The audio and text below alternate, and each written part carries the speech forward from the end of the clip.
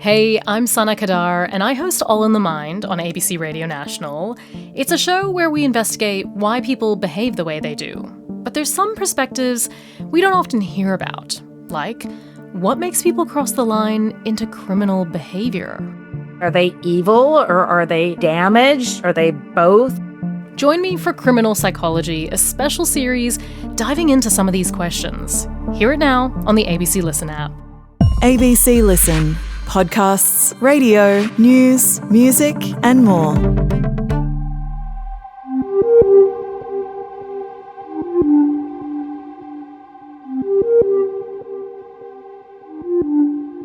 Police searched for Rajwinder Singh in India for years, and then one day they got a tip-off and finally made a surprise arrest at a Sikh temple.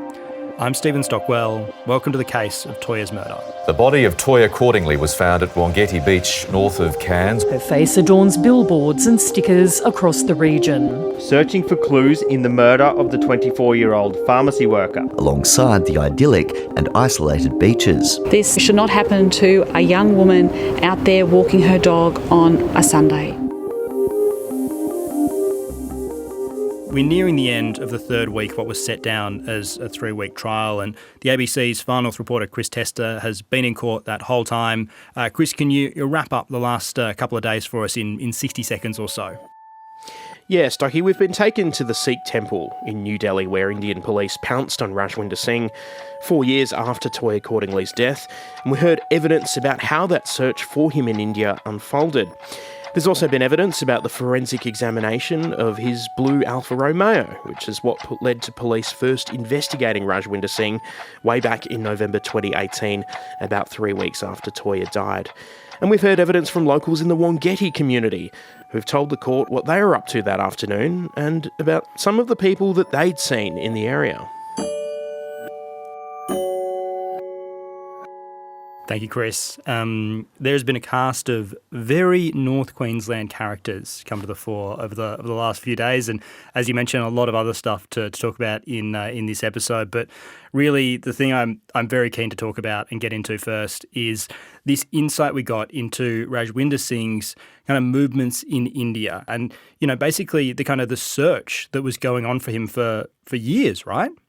That's right. The court's heard that Rajwinder Singh first came to police attention through that blue Alfa Romeo car, matching the pings of Toyah Cordingley's phone on the afternoon she died in an apparent direction away from the beach. And that happened about 3 weeks after she died. And they'd already done investigations, which we'll get to a little bit later. So November 2018, they've essentially found out that there's this guy called Rajwinder Singh, owned a blue Alfa Romeo, and they had reason to believe that perhaps he was in the Wangetti area at the time.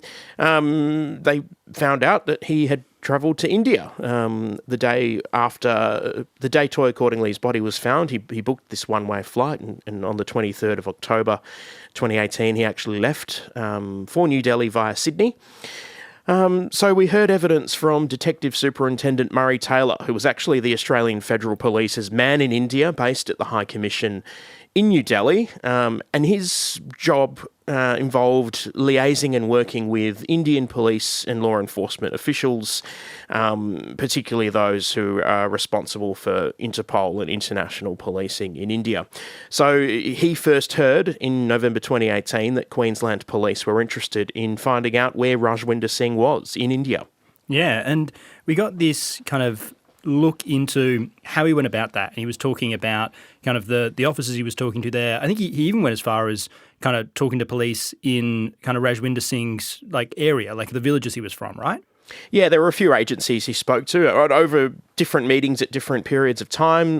That was from, for example, the Deputy Inspector General of the Central Bureau of Investigation, which is the CBI in India. That's kind of a national policing agency that does all the Interpol stuff. But yeah, he also travelled to northern India, to the Punjab region, where Rajwinder Singh's family is from.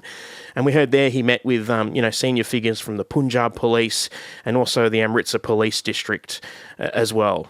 Yeah, and I mean, this went on for a few years. He's hearing about this in late 2018. He doesn't seem to be making much progress outside of all of these conversations. And then there was talk of a reward or something? That's right. We heard that on the 3rd of November 2022, a reward was posted for information that might reveal where Rajwinder Singh was. And information about this reward was posted in a few places, on the High Commission's website and on social media. And then the next day, it received significant publicity in Indian media. And what happens from there? Well, Nathan Crane has asked about whether there'd been much media about Rajwinder Singh to this point, and Detective Superintendent Taylor said no, not in India. And it only takes about 3 weeks. On the 24th of November 2022, Detective Superintendent Taylor says he's received some information that Rajwinder Singh is to be at a particular location. It's a Sikh Gurudwara, a place of worship in northern New Delhi. And this starts setting in motion the vehicle for his arrest. That's right. So about a dozen Indian police are at this Sikh Gurudwara, and they're waiting for Rajwinder Singh to arrive. He's arrested at 5 minutes to 6 the following morning, so the morning of November 25th, 2022. This is less than a month after the reward, and this information about the reward was publicised in India. And it sets in motion Rajwinder Singh's return to Australia. We've heard, of course, that there had been an extradition request formally made by Australian authorities back in 2021, but by January 2023, after he's been arrested by Indian police, Indian authorities approved that extradition request. It's an agreed fact between the Crown and the defence that Rajwinder Singh consented to his extradition. He didn't fight it. He agreed to return to Australia, and then in February 2023, he's returned back to Australia in the custody of police. Yeah, wow. It all unfolds really quickly. This search for years for Rajwinder Singh, this starting in late 2018 basically. Not much happening over that period of time, over the course of years, and then this reward, and then this kind of flurry of activity to bring him back. So yeah, kind of incredible, Chris, to kind of hear how all that unfolded and the story around that. I mean, as well as that story, we've also kind of been diving into the kind of forensic examination that police did on Rajwinder Singh's blue Alfa Romeo. What did they find in the car? That's right. So remember, this is the blue Alfa Romeo that Rajwinder Singh, the courts heard, left at his friend Raj Karan Singh's house. So he got his mate Raj Karan, a fellow nurse, to drive him to Cairns Airport the day he left, and the blue Alfa Romeo was left in front of Raj Karan's house.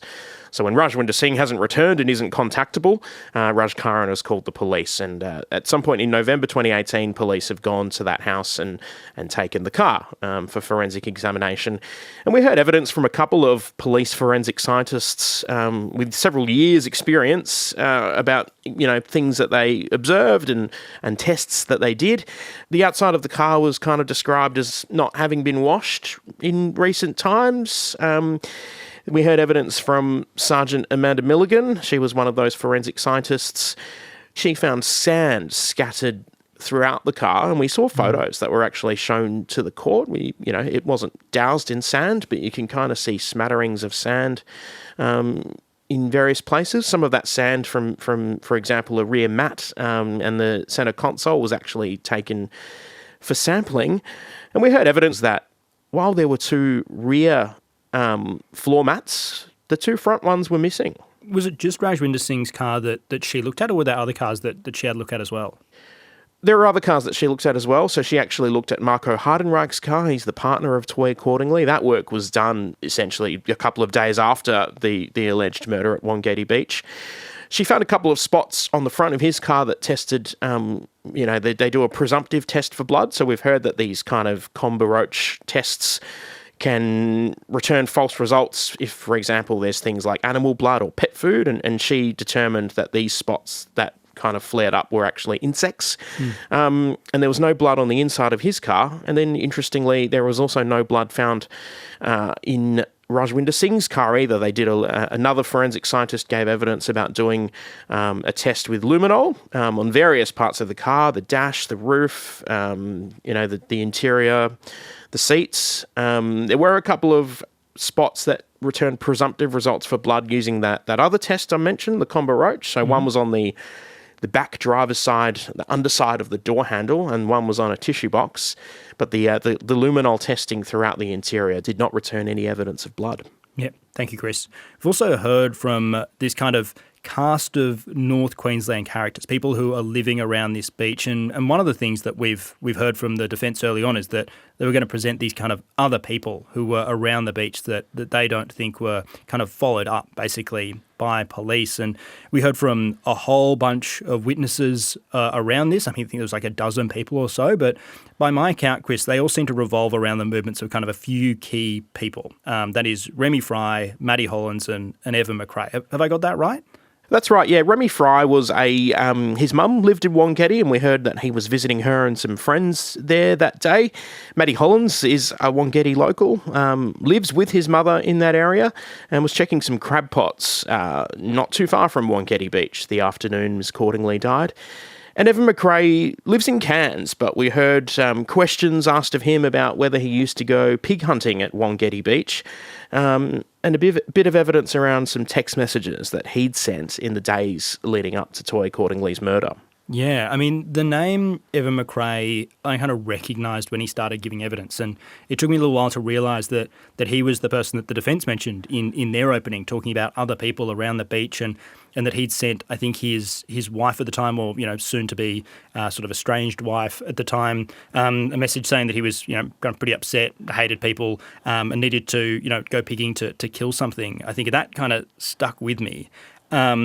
And, we heard a lot about his kind of life around this time, what he was doing, if he was at the beach, all that stuff, right? Yeah, he was asked questions dating back to the 90s about incidents he'd been involved with, violent incidents. Greg Maguire, the defence counsel, it was a real interrogation at the witness box. Essentially, all of Evan McRae's dirty laundry was put to him. A lot of things he said he couldn't actually recall, so I guess those aspects aren't evidence. But he agreed that he had some issues with anger. He told the court that he was quite frustrated and sad and receiving treatment at the time, back in 2018, for depression. We heard he was going through a marriage breakdown.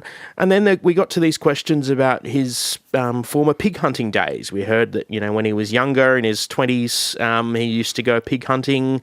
He was asked, about how he did that, what kind of tools he would use, the use of dogs. It was quite a difficult watch. I mean, to get to the extent of the questioning about Evan McRae's background, he was actually asked about a time in 2014 when he stole a couple of boxes of Huggies nappies. These are the kind of questions that were being put to Evan McRae. We heard text messages that he'd sent his estranged wife, Paula, at the time.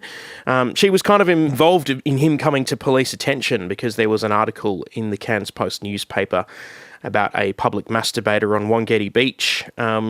She called Crime Stoppers. She kind of said to him he'd left his contact details on the car of a woman at a beach around this time, and she'd also told him, look, you better call them as well. We've heard that he was a nudist, displayed this concerning behaviour, had been involved in road rage incidents. Yeah, and we also heard from the police officer who kind of looked into Evan McRae and heard that they didn't search his house or anything like that.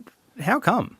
Well, that's because we heard that they were passing information about people up to an information centre. Kind of all the detectives were pooling their information together. And based on evidence like phone records and traffic camera footage, some of this was displayed to the court, by the way, or has been during the trial. We've seen evidence that around just before 5:30 that afternoon, Evan McRae was actually driving north, kind of from the Cairns suburbs to a shopping centre to withdraw money from an ATM. And we'd heard evidence from his mum, who came to court and told the court that she believes he was at home all day with her. They'd gone out to buy a birthday present for a kid's birthday party at one point in the morning. And based on that, the police didn't suspect him of an offence, so they didn't they didn't seize any knives or search his car. Right, okay. The other person we heard a bit about was Remy Fry. He was the bloke who was visiting his mum near Wangetti that day. What was he up to? Yeah, he was visiting his mum. We heard that he works as a school teacher and lived at Kuranda, which, if you don't know Cairns, Kuranda is about 40 minutes away from Wangetti, kind of on the hill, up the range, popular tourist destination. So he described, his typical kind of Sunday, weekend routine. He would go back to Wangetti where his mum lived and where he'd grown up, and he'd visit her, and then he'd go down the road to visit some friends. And he more or less said this is what he did that day. Now, interestingly enough, one of the friends came to court and gave evidence because he'd told police shortly after that he couldn't recall seeing Remy Fry that day. Remy Fry's mum said, yep, he came to my place, he would have stayed about this long, he would have gone to his mate's house, and then he would have come back.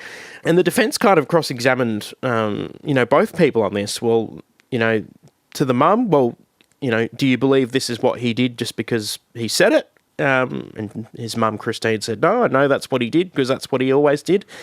And interestingly, his friend Peter Lincoln, the one who told police that he couldn't remember seeing him there that day, he said, look, I was actually focused on looking after my kid that afternoon. We heard that he had a young son with him, and the presence of Remy Fry wasn't something that he felt that he needed to remember. So he's told police at the time, I don't remember seeing Remy Fry that day, and he's come to court now and said, well, actually, I'm not actually sure what I saw. It wasn't a detail I felt important to remember.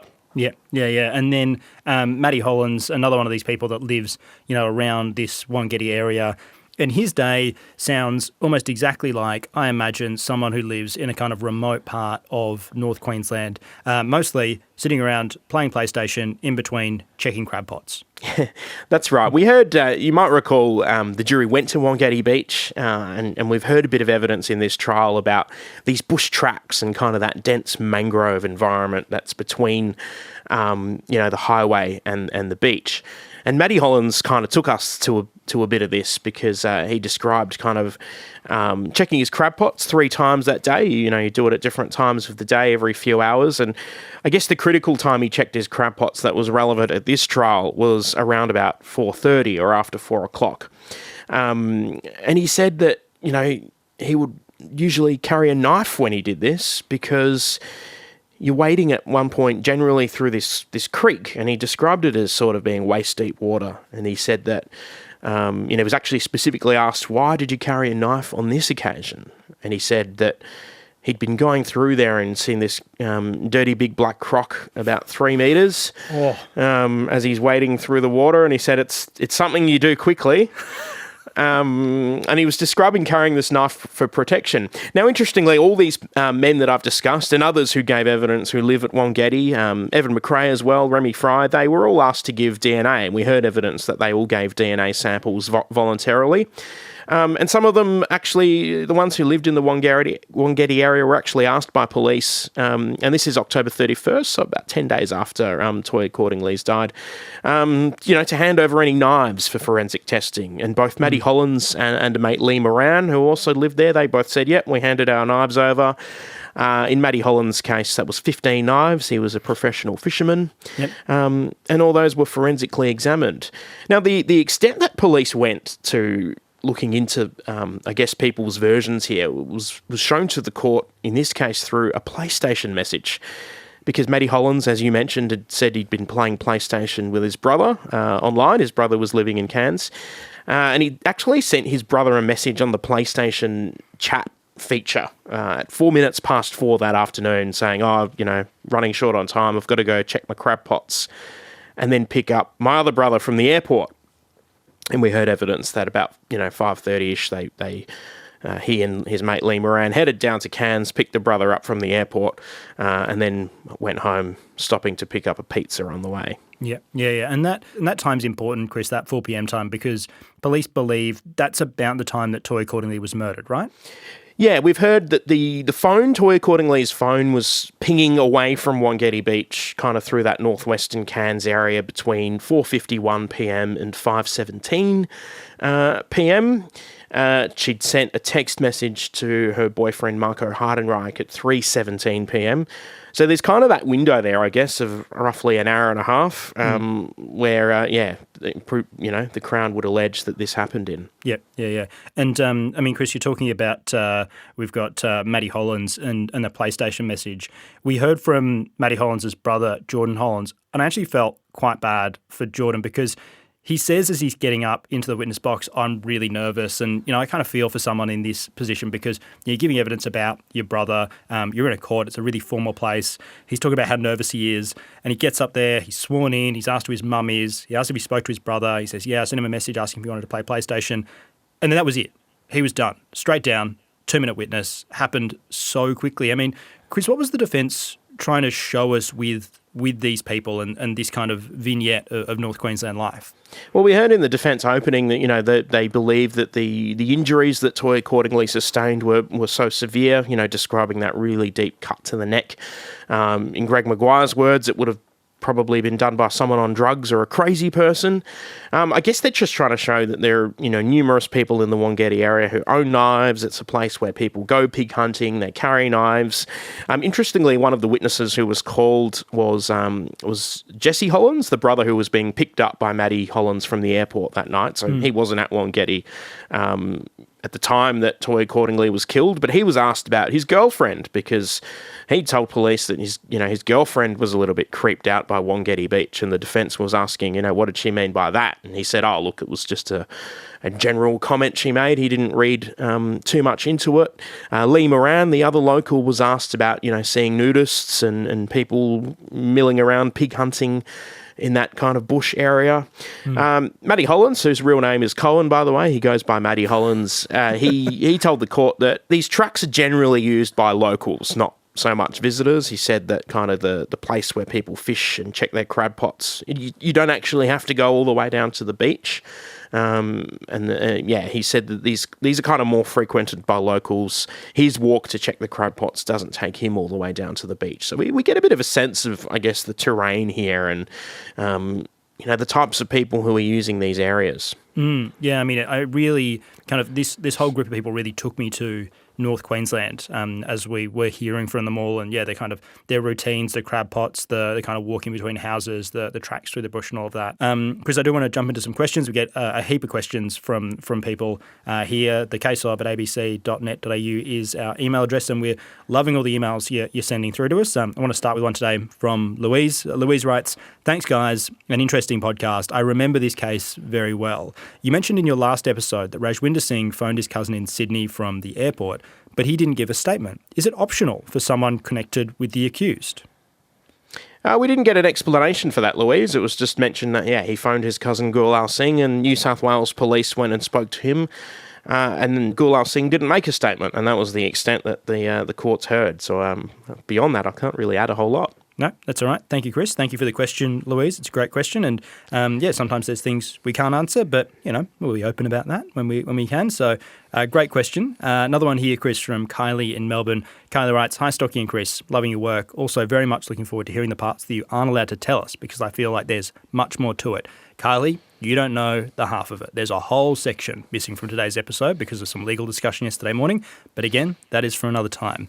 Kylie continues, "My question, I think I have missed something. Where did they find Toyah's phone? All of this talk about it pinging at various mobile towers, I assume that means they found her phone somewhere."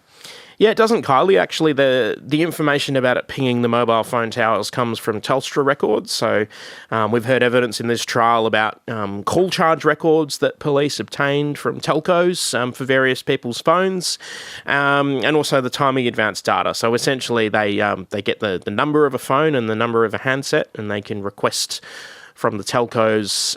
That information gets downloaded and provided to the police, and then it's shown to the court in like a table, all the data kind of laid out. So the times that various things happened, whether it was an SMS or a phone call or a data connection, how long for. But yeah, the physical handset, as we've been told, wasn't found. Yep. No, thank you very much, Chris. I appreciate you clarifying that. And Kylie, great question. One of the things I love about the emails that we get sent is that it's often an opportunity for us to kind of like fill in little details around things like that, so you can really understand kind of where we're getting this information from, how it's being presented to the court, all of that. So wonderful question. And Chris, a question here from Rachel in Perth. Rachel writes, "Hi, Chris and Stocky. Loving the pod despite the awful circumstances that has brought it to us. I guess this is more a question about semantics, but curious as to your wording at times. You're referring to the case as Rajwinder Singh's murder trial as opposed to Toyah Cordingley's murder trial. And I'm wondering why this is, considering Toyah was the one who was murdered." For me, Rajwinder Singh is the one on trial. It's his trial. It's to determine whether or not there's evidence to find him guilty beyond reasonable doubt of her murder. I have seen it reported in various places as the Toyah Cordingley murder trial, probably because her name is more recognisable in the community generally than Rajwinder Singh's. But yeah, for me, it is kind of just a matter of semantics rather than favouring one person over the other. But Rajwinder Singh is the man on trial, even if sometimes the evidence, you can go through long tracks of evidence in court without hearing Rajwinder Singh's name or without hearing Toyah Cordingley's name, which is, I guess, an interesting feature of covering cases like this where there are so many people whose movements are looked at. Yeah, I mean, I think that's something that's sort of stuck with me over the last couple of days, Chris. I'm not sure we've heard Toyah's name mentioned much at all in the last couple of days. And I mean, part of that is the reason that we've called this podcast series the case of Toyah's murder. So, her name is in that spot and it's a reminder of the reason we're here as well. And I mean, yeah, it is for me as well. The reason I say Rajwinder Singh's murder trial is because he is the man on trial for murder in this case. It is the murder of Toyah Cordingley that he's on trial for. So that's the reason that we framed it like that. But I mean, I think it's really important that you remember at the centre of this case, as a young woman who was in her early 20s walking her dog on a beach on a Sunday afternoon. Something was a really normal part of her routine, and she was murdered while she was doing that. So, I think it's a really great question, Rachel. I'm really glad you've asked that of us. And Chris, great answer as well. If you have any other questions, please get in touch, thecaseof@abc.net.au. Really do love hearing from you. And also, we're doing a little survey at the moment as well. So I'll put the link for that in the episode description for today. Really interested in finding out what you like about the case of, how you listen to it, what you want us looking into in the future as well. The sort of things you'd like us to do on this podcast. So jump into that. It won't take you very long. It's only a handful of questions. So if you do that right now, because we both know that if you say you'll do it later, you probably won't. So if you jump into that right now, you can run through that, answer some of those questions while Chris Testa gives us the run-through of what's coming up next. I expect we'll hear more evidence about the forensics we touched on in this episode. We've heard about some things that were tested, but yet to hear evidence about what the results of some of that testing was. So plenty to stay tuned for regarding the forensic examination. And we're approaching the end of the third week. We were initially told that this was to be a 3-week trial. So all things running on track, we should be starting to get toward the end of the evidence part of this trial. Thank you, Chris. Really appreciate you joining us for this episode of the case of Toyah's murder and taking us through all of that. If you haven't clicked the link in the episode description yet to jump into our listener survey, please avail yourself of that. And we'll be back in your feed tomorrow, in fact, with another episode of the case of the Easy Street murders. Some huge developments in that committal hearing. So I'll be with Alexandra Alvaro to bring you all the latest in your feed tomorrow, and then back with Chris Testa next Tuesday for the case of Toyah's murder.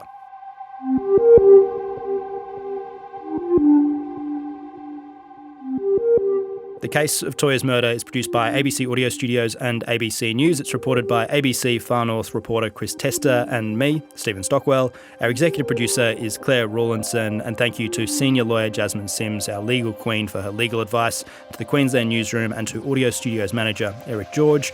This episode was produced on the land of the Gimoy, Wallabara Yidinji and Wurundjeri people.